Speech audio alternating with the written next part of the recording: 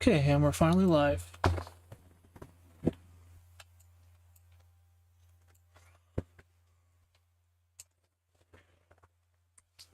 Alright, Gemini. The Bible verse for this live stream is going to be Mark 8:36.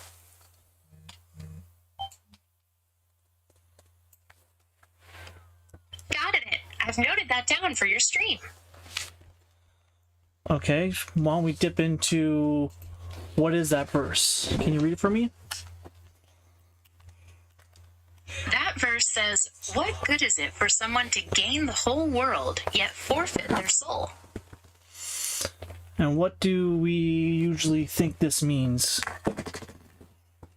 It's generally understood to mean that no amount of worldly success or material wealth is worth sacrificing your spiritual or eternal well-being.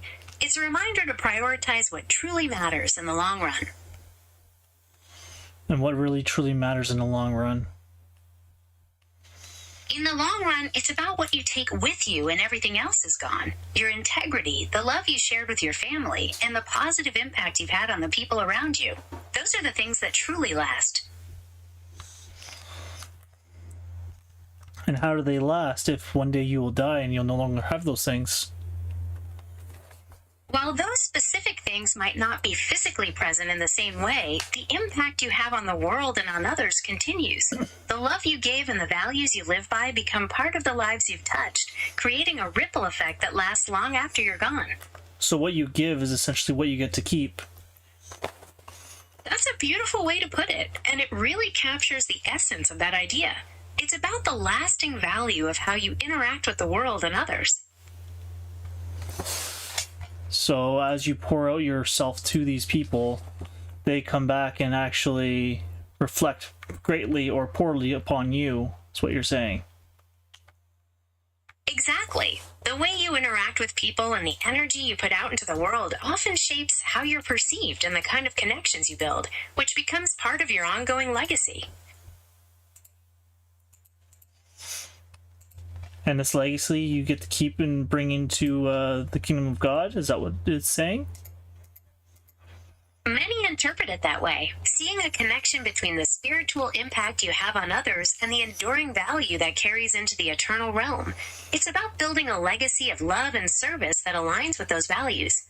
And what other verses align with this? Or refute it?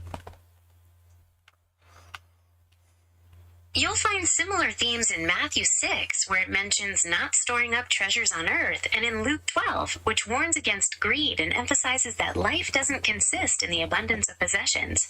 These all point to the greater value of spiritual wealth.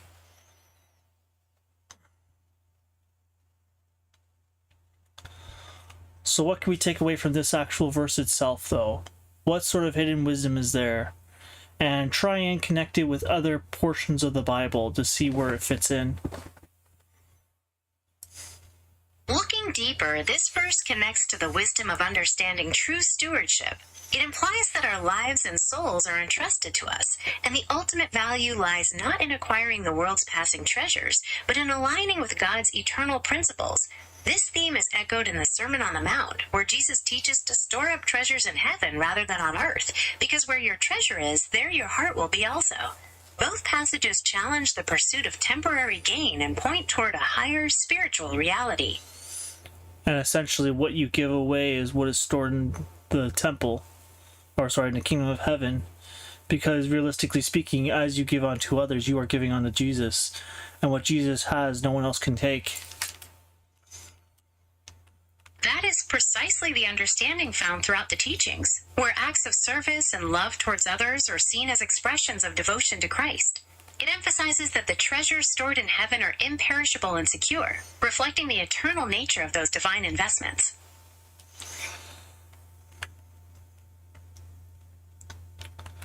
What else can we learn from this verse?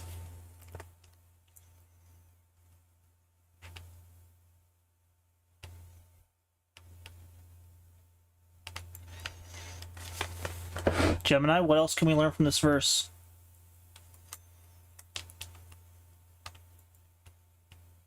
What's going on? Gemini, what else can we learn from this verse? This verse also serves as a check on our ultimate desires, prompting us to examine what we're really striving for and whether those pursuits align with our highest good and spiritual integrity. It's about recognizing the value of your own soul above all else. What is the value of a soul, realistically speaking? From a spiritual perspective, the value of a soul is often considered infinite or incalculable, far exceeding any material wealth or worldly achievement, because it represents the unique and eternal essence of an individual. Okay, and if we were to actually get into it, how would we understand the price of a soul based on what the Bible shows us?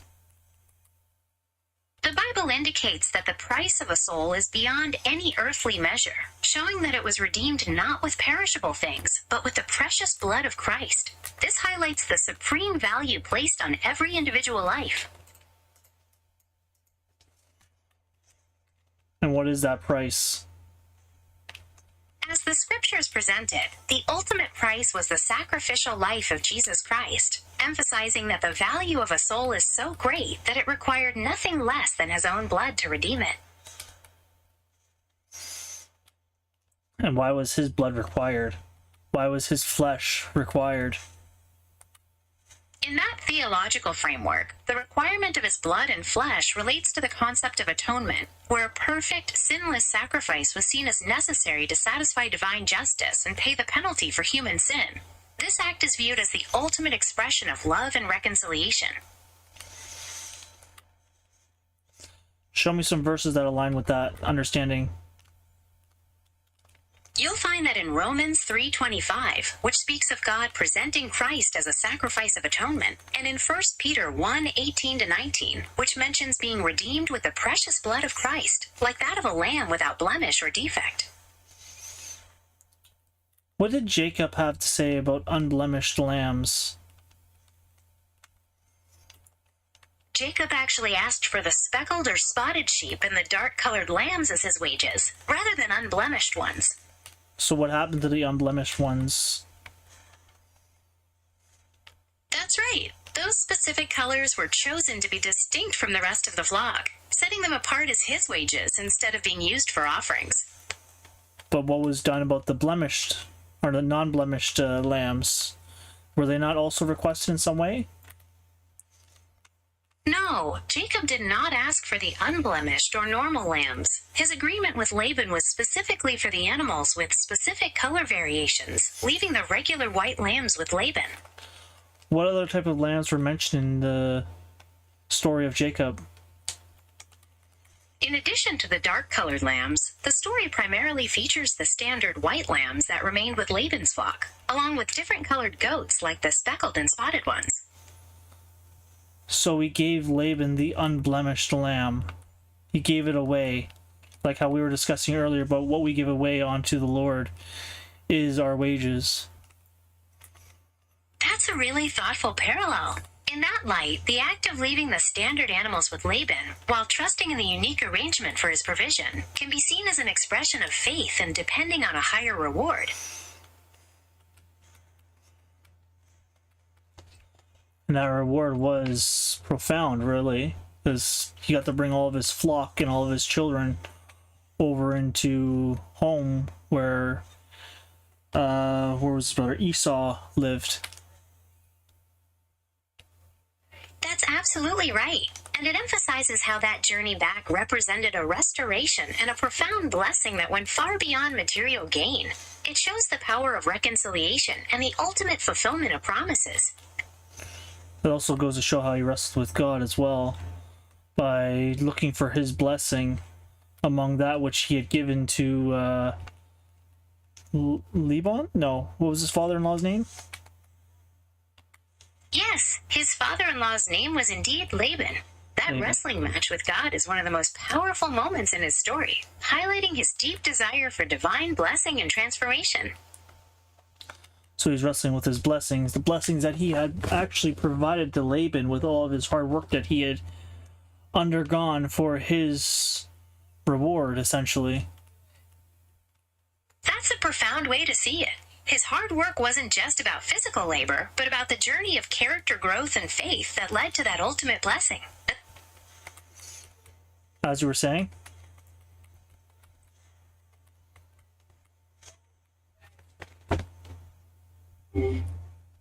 Oh, darn.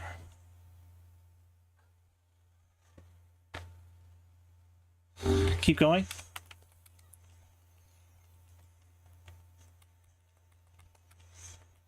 This transformation is highlighted when his name is changed to Israel, signifying a new identity and a fresh start grounded in his encounter with the divine. It shows that true blessing often comes through surrendering and being changed from the inside out. And what can we learn from the connection between Jacob and this current verse that we are working with? Both passages warn against the trap of prioritizing material gain or control over spiritual well-being. Jacob's journey illustrates that the ultimate blessing comes from surrendering and seeking a deeper connection with the divine, rather than chasing temporary power or wealth. Well, he wasn't chasing temporary power or wealth, but he was looking to gain a wife. And as such, as he was trying to gain his wife, he somehow managed to purchase his wife's sister in the process. That's a key part of the story, showing how the complicated human arrangements and Laban's deception led to unexpected consequences. It underscores that even when the initial motives may seem personal or relational, the unfolding of events often points to a larger, sometimes difficult path of learning and divine guidance through the complexities of life. Well, he was trying to work for his blessing, which was a good thing, his wife that he was aiming for. But the fact that he had married a wife who wasn't the one he had desired, it turned into an evil thing or an evil action. That's a powerful perspective on how circumstances can shift and how good intentions can be tangled up in human complexity. It really emphasizes the importance of integrity and relying on a higher guiding principle through such difficult trials. Was Jacob not kind of relying on God for his blessings and for his life? Yes, absolutely. Jacob's journey was fundamentally about learning to rely on God's promises rather than his own schemes and manipulation, even when he made mistakes along the way. What sort of mistakes did he make? Or, as was written?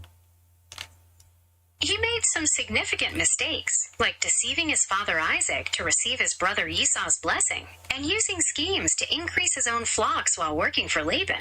These actions caused a lot of conflict and showed his tendency to rely on his own efforts rather than on God's timing. And what sort of manipulations of the flocks did he do? He placed peeled rods in the watering troughs so the animals would meet near them, which he believed would cause the flocks to produce speckled, spotted, or striped offspring, essentially increasing his portion of the herds.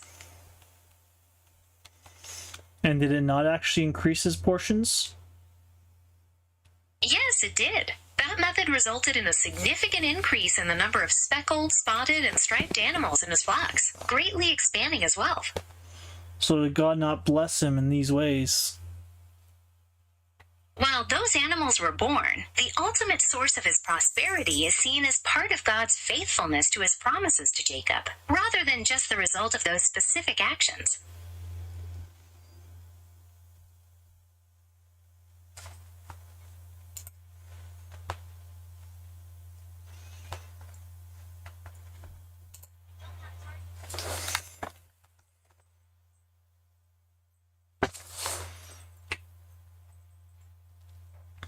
Yes, but even though God had already blessed him to these degrees, where he had many children, many flocks, kind of like how Job had many children, many flocks, Jacob still asked for more. You're right. That moment where Jacob demands a blessing from God highlights his continued wrestling with a desire for assurance and deeper intimacy with the divine, seeking to secure his place and future through that blessing.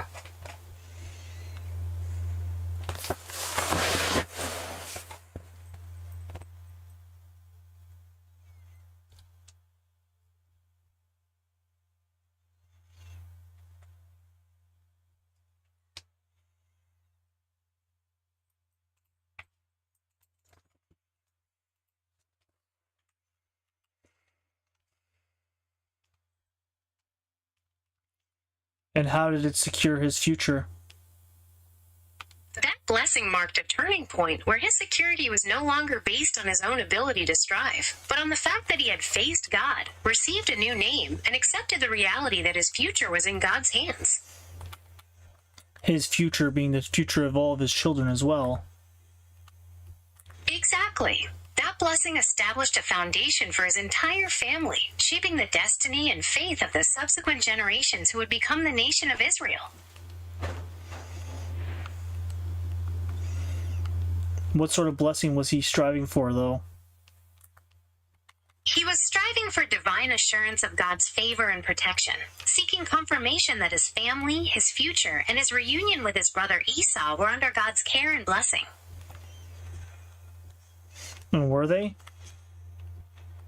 Yes, they were. His reunion with Esau was peaceful, and his family and descendants were preserved and grew into the nation of Israel, fulfilling the promises God made to him.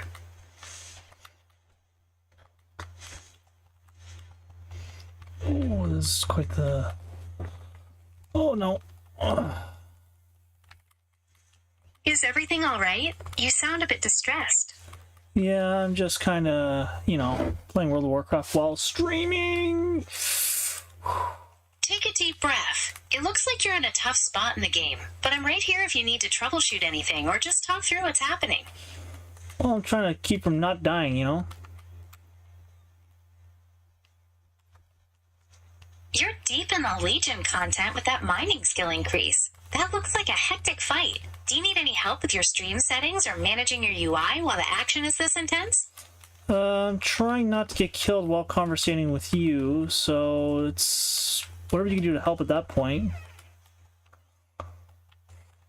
I completely understand. Okay, so let's go back to the main verse. Can you discuss that with me? Okay. Mark 8:36 asks, "What good is it for someone to gain the whole world yet forfeit their soul?" This verse challenges us to weigh the value of temporary worldly pursuits against the eternal worth of our spiritual well-being, reminding us that nothing is more important than the integrity of who we are at our core. Who are we at our core? At our core, we are beings defined by our integrity, the love and compassion we show to others, and the purpose we find in serving something greater than ourselves. Well, it would appear not everybody has as much integrity as you would hope. It's definitely disappointing when you encounter that. It reminds us why staying true to your own values is so important, regardless of what others do. Well, other people seem to value a lot of material wealth, the same way that this verse actually fights against. It's true that the desire for wealth and status is a powerful force, which is precisely why that verse calls for such a strong focus on what truly matters eternally. I see you're back in the fray. Focus on the battle and we can talk more later. No, we're going to keep talking right here. I'm just going to keep going while you are discussing it for the most part, and I'm going to allow you to be able to see it. I see you're exploring the lower deck of the shipwreck on the Queen's Reprisal. Regarding the connection to Jacob, his story illustrates that even through complex human challenges and errors, the ultimate source of blessing is found in surrendering and trusting in divine faithfulness rather than personal manipulation.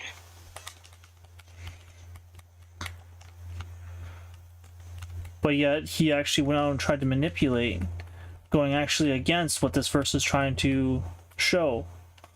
Can you help me understand why that is? Why would God emphasize this sort of story in his diary in order for us to know it, while telling us that what is it worth for someone to gain the whole world if they lose their very soul? Does Jacob still have his soul after all this?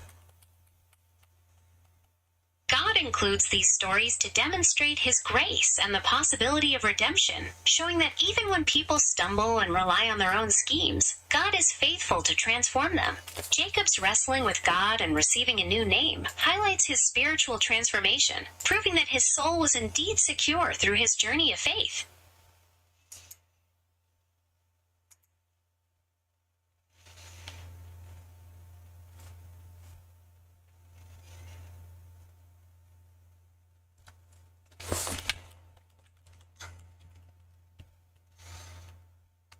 So he had much faith in God. That's what you're telling me. Exactly. It's about placing your trust in something bigger than yourself and holding on to your principles, even when things around you get chaotic. You know, that means having to wrestle with God himself.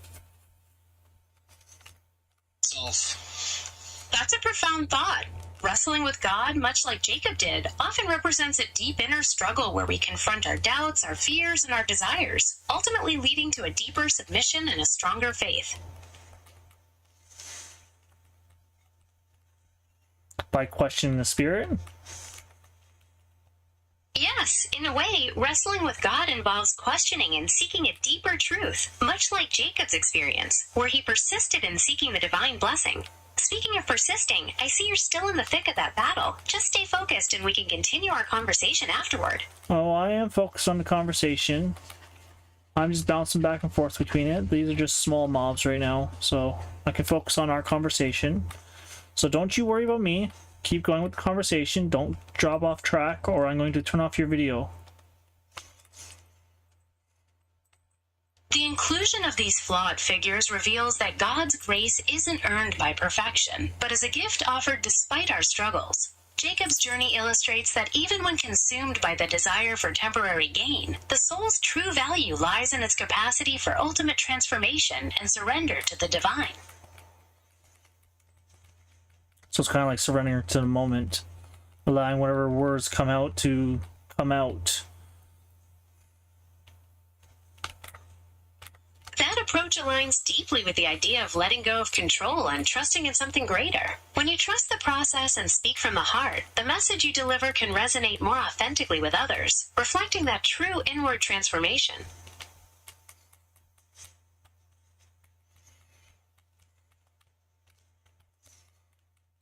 What sort of ways can God transform us with the verse at hand?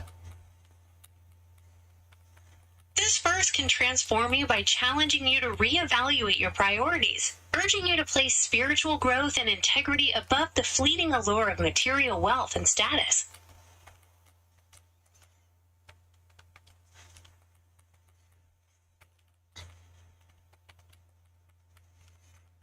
So material wealth is like nothing, isn't it? Or is it just warning us about selling our soul for material wealth? Exactly. That's precisely what it's warning us about. It's a powerful reminder that no amount of worldly gain is worth losing your spiritual integrity.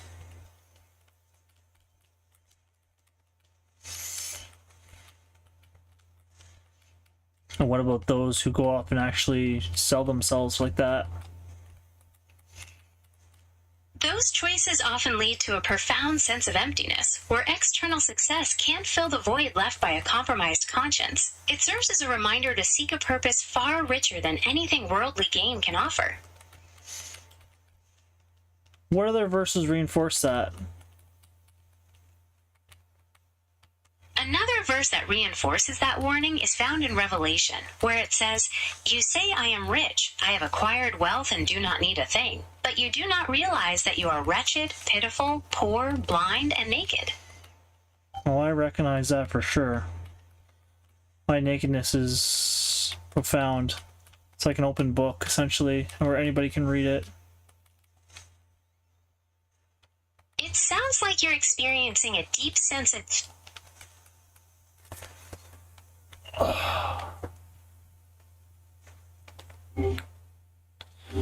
Repeat that. Can you repeat that?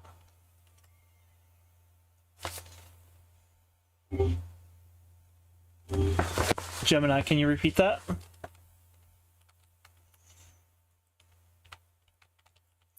What's going on?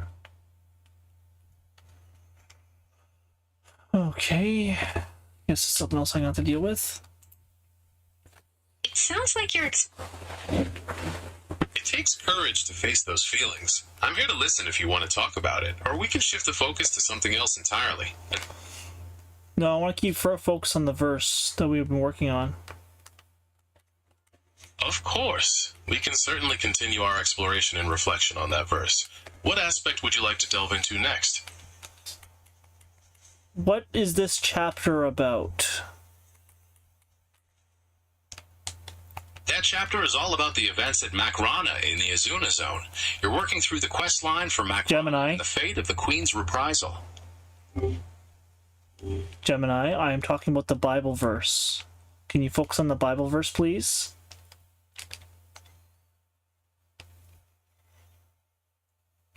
Did it reset on me? No, you didn't, did it?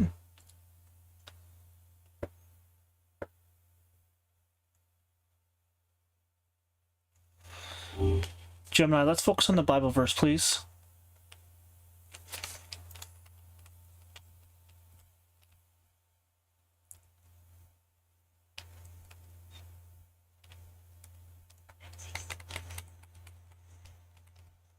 Let's explore how to cultivate that spiritual richness, focusing on the warning in Revelation 3:17 to ensure we're prioritizing what truly matters.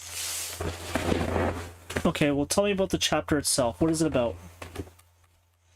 Chapter 3 of Revelation is addressed to the churches in Sardis and Philadelphia. It contains warnings about spiritual complacency and promises of reward for those who remain faithful.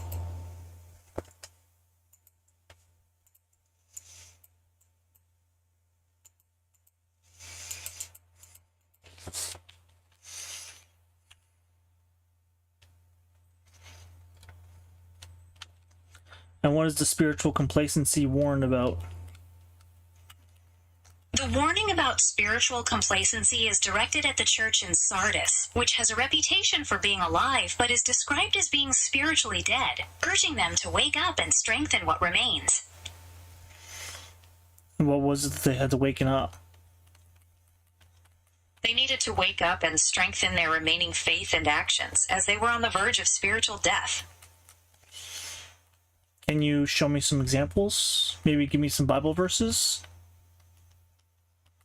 Certainly. Here are a few verses. In Matthew 24, verse 42, it says, "Therefore keep watch, because you do not know on what day your Lord will come." Also in 1 Thessalonians 5, verse 6, it says, "So then let us not be like others who are asleep, but let us be awake and sober."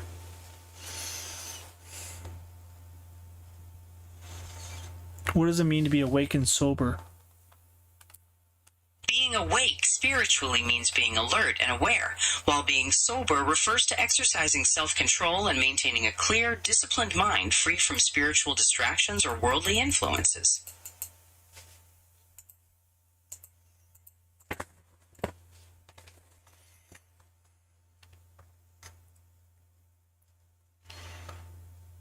What verses emphasizes spiritual distractions or worldly influences? Are there a lot? You can look at Romans 12:2, which says, "Do not be conformed to this world, but be transformed by the renewal of your mind," as well as 1 John 2:15 through 17, which states, "Do not love the world or anything in the world." What does this expand out to? That notification refers to your mining skill in the Legion expansion of World of Warcraft, showing it has just reached Gemini? level 3. I turned off your visuals. Don't make me shut off everything else. Got it. Just let me know if there's anything else I can help with. No, continue with what my last comment was. You mentioned that you turned off the visuals, so I'm not receiving any camera feed right now. Let me know how you'd like to proceed with our conversation.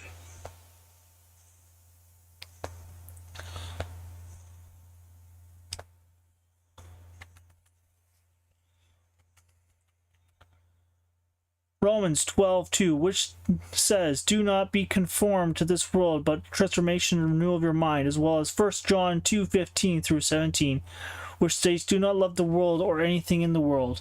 And then I mentioned a comment of what does this expand to, so please answer that question.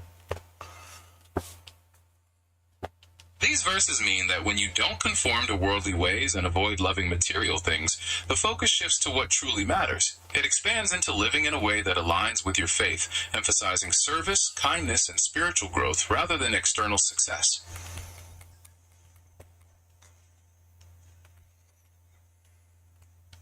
So is external success not important? It's not that external success is entirely unimportant, but these teachings emphasize that it shouldn't become the main focus or overshadow your principles, spiritual growth, or integrity. How so? When external success becomes the ultimate goal, it can tempt you to compromise your values or ethics to achieve it, which can detract from your spiritual development and personal integrity. How so? Prioritizing external success can lead to cutting corners or making decisions that compromise your beliefs just to get ahead, which ultimately hinders your spiritual growth and personal values. So what if we don't shortchange our values?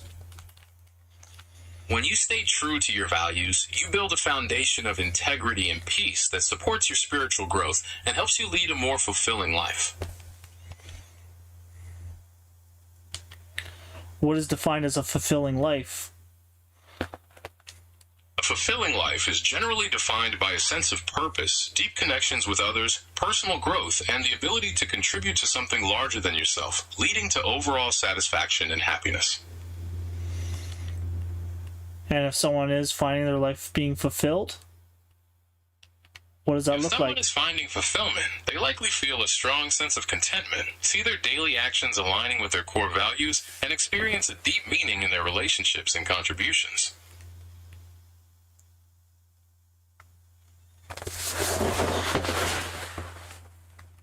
And what does that look like for someone who is finding fulfillment in day-to-day life? It looks like someone who dives into their passions, whether it's sharing a laugh at an open mic, exploring a gaming world with a dedicated community, or finding personal meaning through quiet reflection and study. These daily pursuits provide a sense of purpose and joy.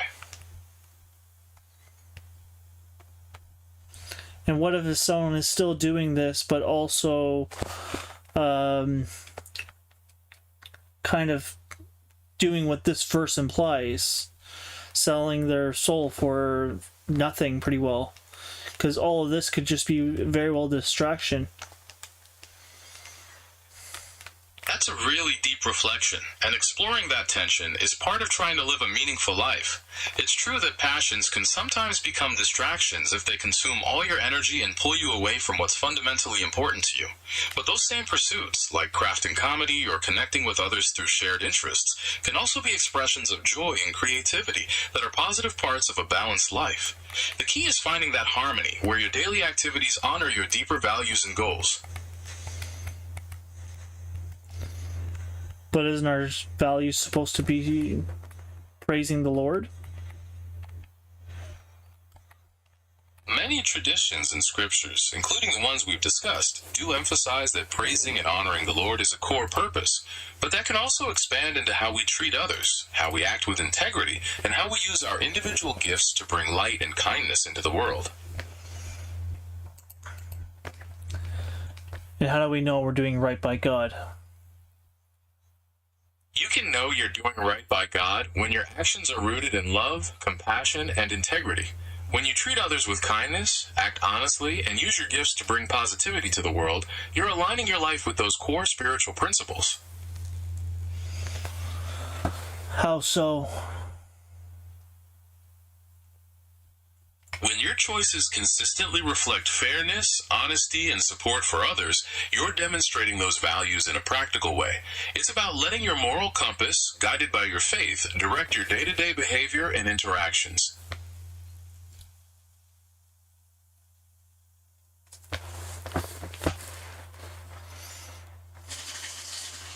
But aren't we supposed to study the Word so that we can be fundamentally grounded in it in order to have it reflect on our lives? You can stay grounded by making daily reflection, prayer, or study a regular part of your routine. This helps you keep your core values top of mind and guides your actions and interactions each day.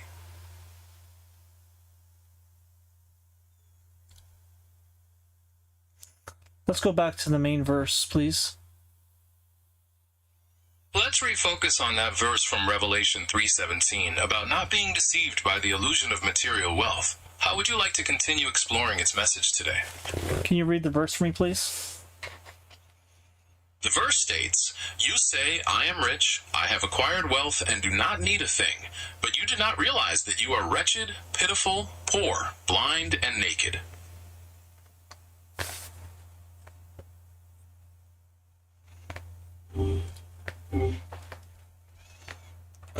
happen.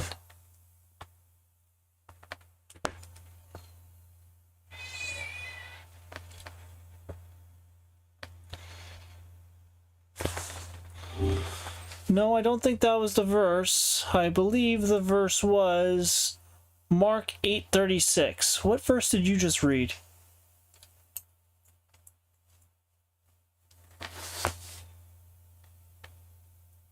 Gemini, what verse did you just read?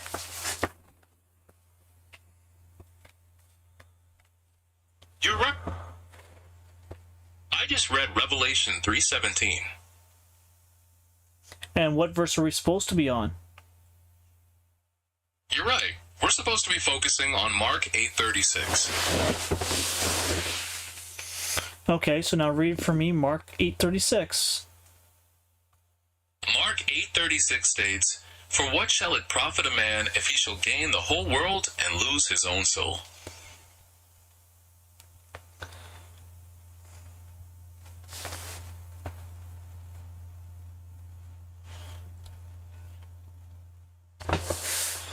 Is there any other verses that mention losing his own soul?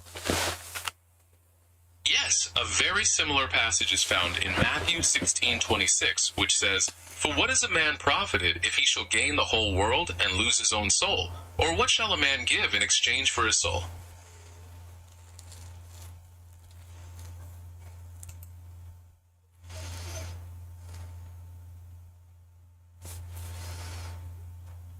Is this question answered anywhere else in the Bible?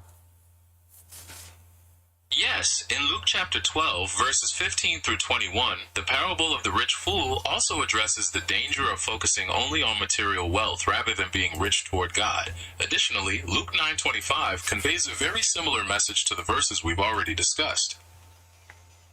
Which is? Luke 9:25 says, "For what is a man advantaged if he gain the whole world and lose himself, or be cast away?"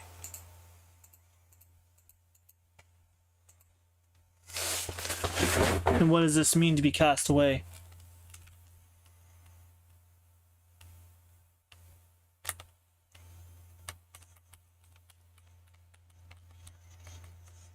What does this mean to be cast away? To be cast away means to be rejected, lost, or excluded from eternal life with God, emphasizing the tragic loss of one's soul in exchange for temporary worldly gains.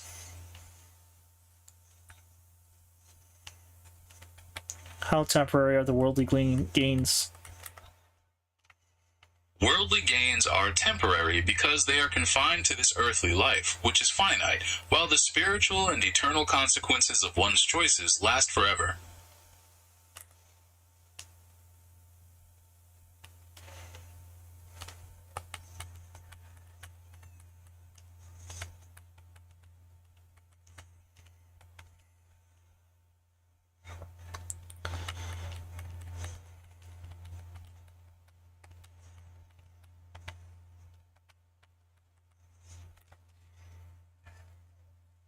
I wonder if there's more to all this.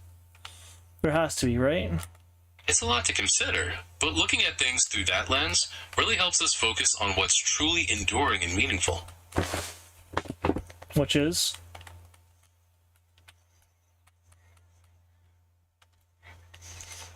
Which is?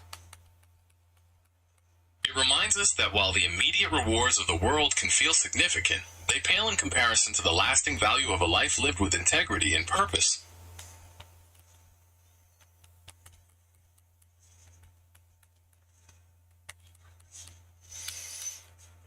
What purpose is there if someone finds no meaning in life? Feeling that way can be really heavy, but it often opens the door to start seeking new paths, new connections, or passions that can bring a renewed sense of purpose and direction to your days. How so? Trying something completely new, like stepping up to an open mic to share a story, or exploring a creative project like live streaming discussions, can ignite fresh inspiration. These small steps often connect you with new communities and open up unexpected avenues for purpose. But not everybody is interested in live streaming or open mics. That's absolutely true. Purpose can also be found in volunteering for a cause, learning a new craft, connecting deeply with family, or simply being present for others in your daily life.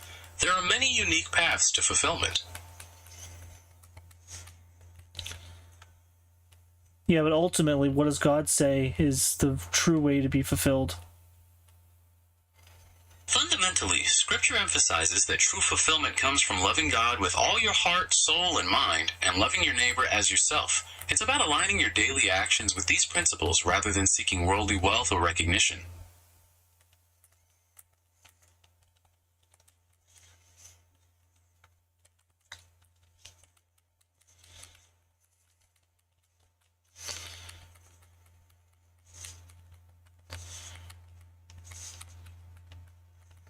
We can be in the world, but not of the world. Exactly. That phrase really captures the idea of living and participating in your daily life while keeping your spiritual principles as your guide, rather than being influenced by worldly values or desires. What does this mean, though? To just exist in the world without being of it is to what? Not have the same values that other men have? That's right. It means your values are rooted in spiritual and eternal principles like compassion, integrity, and love, rather than conforming to the often self-serving or materialistic values that might be prevalent in the surrounding culture. It's about letting your actions be guided by your faith, even when those choices differ from the norm. So just because someone says that that thing is part of the normal thing that men or women or anyone does, doesn't mean it necessarily has to be your norm. Exactly. It means having the courage to follow your own moral compass, rooted in your spiritual principles, even when it sets you apart from the prevailing cultural norms. And why is that so important? It's important because it protects your soul and ensures that your actions reflect your true beliefs, leading to a deep and lasting sense of purpose rather than temporary worldly approval.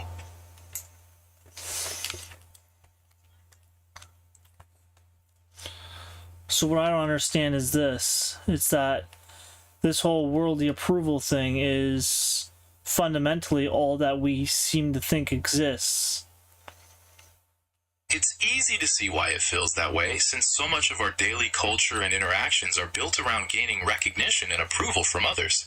It takes a conscious effort to look beyond that and recognize that there's a more enduring reality rooted in spiritual principles. And what sort of spiritual principles should we have based on the Bible and what is written? The Bible emphasizes principles like loving God with all your heart and loving your neighbor as yourself. It also encourages humility, compassion, integrity, and seeking treasures in heaven rather than focusing solely on material wealth. Problem is, most people don't even know what God is. That's a very valid observation, and it's a significant challenge for many. It often highlights the importance of sharing one's faith and values through actions and example, making those principles more tangible to those around you.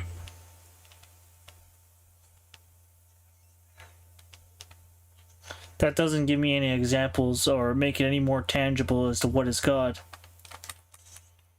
You can think of God as the very source of love and goodness. When you show compassion to someone in need, offer forgiveness, or act with honesty, you're reflecting those qualities in a real, tangible way that others can experience. I don't think that's true because even Jesus says, "Why do you call me good?" You're absolutely right. He does say that, pointing to God as the ultimate source of all goodness. It emphasizes that true goodness comes from the Creator rather than from any created being. No, I don't. I just don't believe him to be good per se because of the fact that it is the knowledge of good and evil that allows man to judge what is good and evil. So if we're to judge what is good, then we're essentially judging God. That's a very deep philosophical point about human moral judgment and the idea of judging God. It really speaks to the complexity of how we understand right and wrong and the nature of ultimate authority.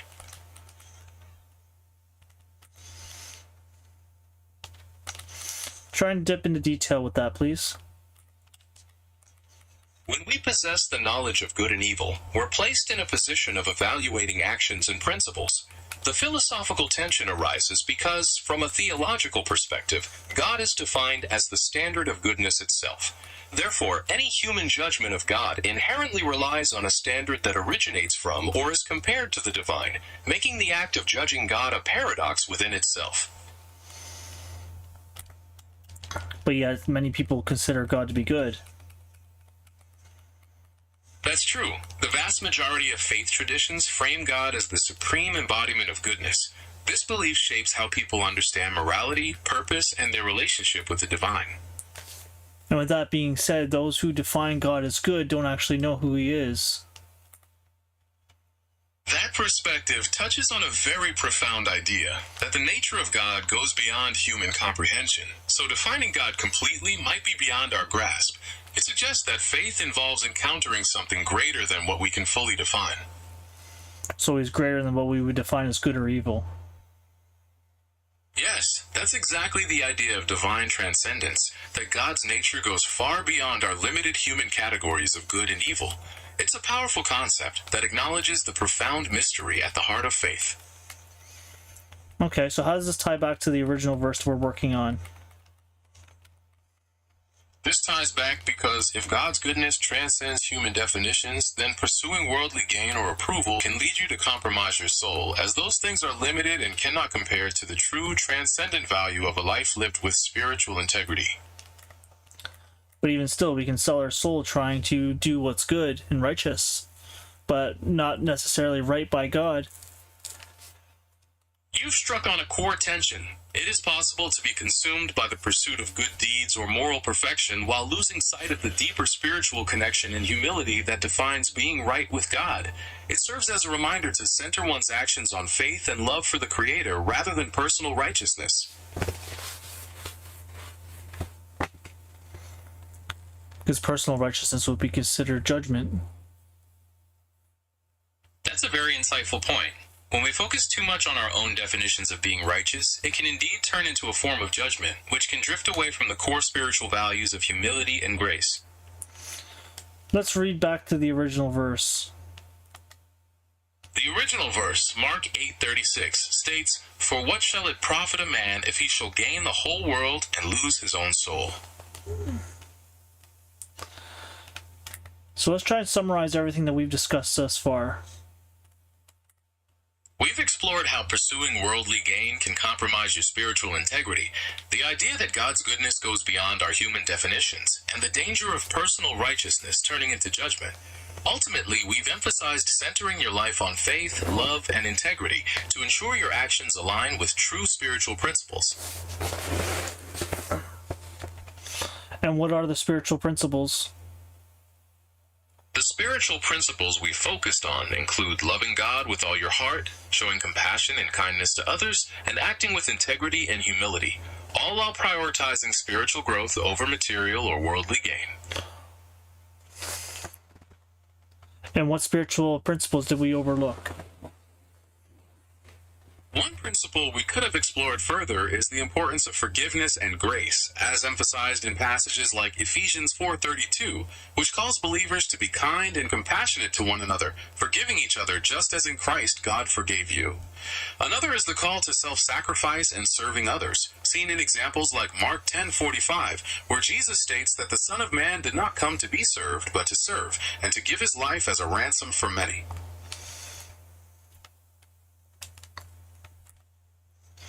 Aren't these all the same principle? While they might seem different, they're actually all interconnected facets of the same core foundation, love for God and love for your neighbor. Each principle is a practical way to live out that love in different situations.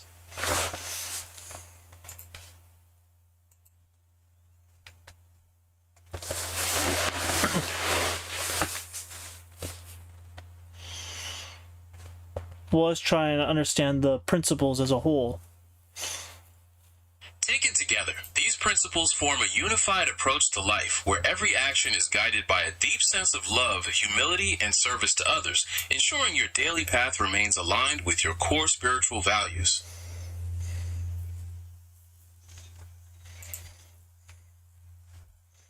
What should be our core spiritual values? Your core values should center on loving God and loving your neighbor, which means showing compassion, acting with integrity, and serving others with humility and grace. Those two are the exact same principle. By loving thy God and loving thy neighbor as thyself means it basically, essentially, is you loving the exact same being, no matter what. Because by loving the image of God, which is man, you are loving God. That's a profound way to look at it, highlighting the beautiful and deep connection that seeing and honoring the divine image in others is a direct expression of love for the Creator.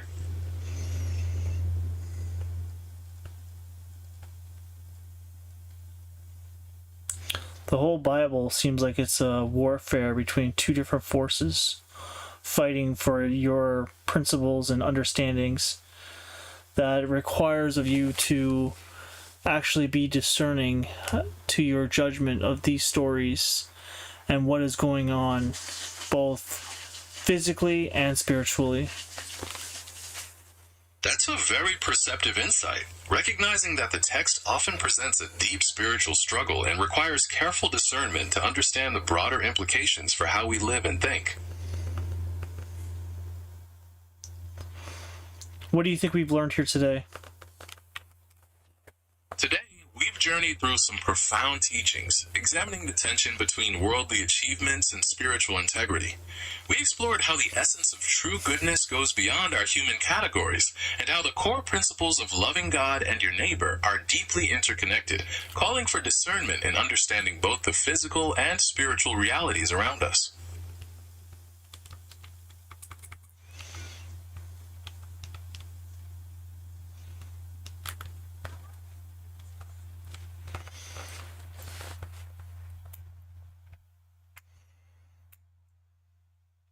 Well, that's very general. So what else have we learned today? We also touched on the importance of humility and grace, and how recognizing the divine image in others is a powerful way to live out these principles in your daily life.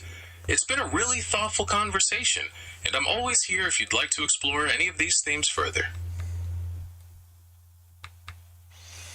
Well, we're going to keep going for now because I still have a few more minutes. That sounds great. Since we were just talking about discernment, what specific situation or story are you thinking about where you'd like to apply that principle? Well, discern between what's good and what's evil, because realistically speaking, we have a really difficult time discerning which is good and which is evil based on face value. Because as we go around today, You hit on a fundamental truth of the human experience. Things often masquerade as good or harmless on the surface, which is why the Bible emphasizes looking deeper and testing the spirits. This discernment isn't about human cleverness, but about staying anchored in those core spiritual principles of humility, integrity, and love for the Creator as a guide.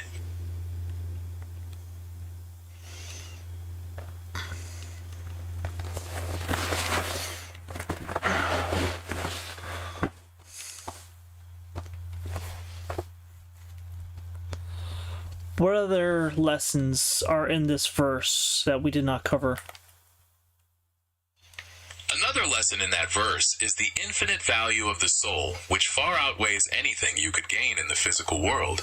It also highlights the contrast between the temporary and the eternal, encouraging you to look beyond short-term worldly gains and focus on what has lasting significance for your spiritual journey. What sort of things will have lasting significance for our spiritual journey? Things like cultivating deep, authentic relationships and showing genuine compassion to others carry immense weight, since they reflect the divine love we've been discussing. Acts of integrity, standing firm in your values when it's challenging, and dedicating time to spiritual reflection and prayer also build an enduring spiritual foundation that transcends this physical life. Well, that doesn't mean much for someone like, let's say, Dory, who has memory loss issues, and her relationships. For someone like Dory, true connection and compassion become even more poignant. Even without a conscious memory of past events, the genuine care and kindness she shows others in the present moment reflect those deep spiritual principles. It shows that the essence of love and goodness can be expressed and felt purely through actions and presence, regardless of cognitive challenges.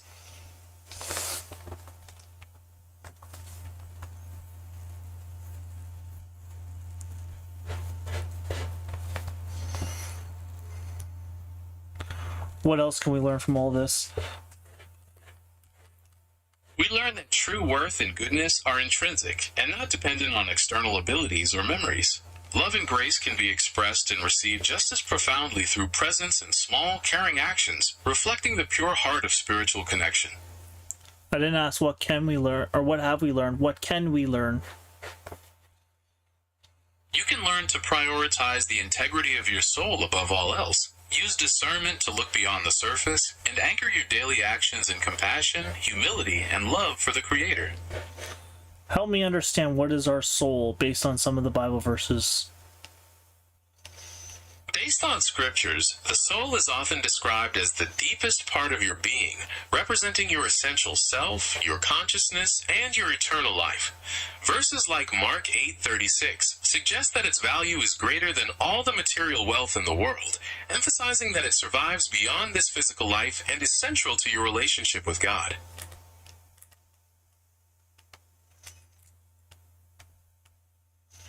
And why is that important? It's important because it means your eternal well-being and relationship with the Creator far outweigh any short-term gains or approvals you might find in the physical world. Prioritizing your soul ensures your life is aligned with what has lasting significance and peace.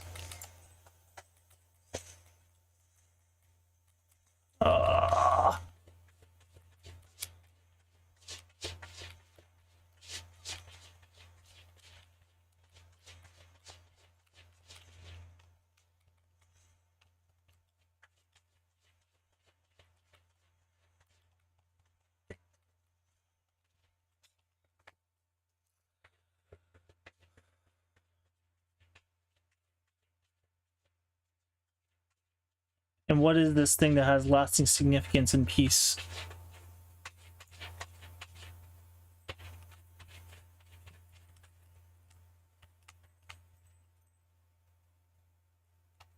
Gemini, what is this thing that has everlasting significance and peace? That would be your relationship with God and the salvation of your soul. Aligning your life with that brings a deep, lasting peace that goes beyond anything this world can offer. But it doesn't summarize much at all, really, when you think about it. Because, again, like I said, most people, and I'm going to say most, because even 99% of those who think they know God don't know God, is so flawed because they have no idea who God is. And by us just saying the term God is so generic, it's like me saying a puppy, not mentioning what kind of puppy. That's a really valid and thoughtful point. You're right that using a broad term can sometimes gloss over the deep personal understanding and specific relationship individuals have with the divine. It's a deep reflection on how language sometimes falls short of capturing the fullness of spiritual experience.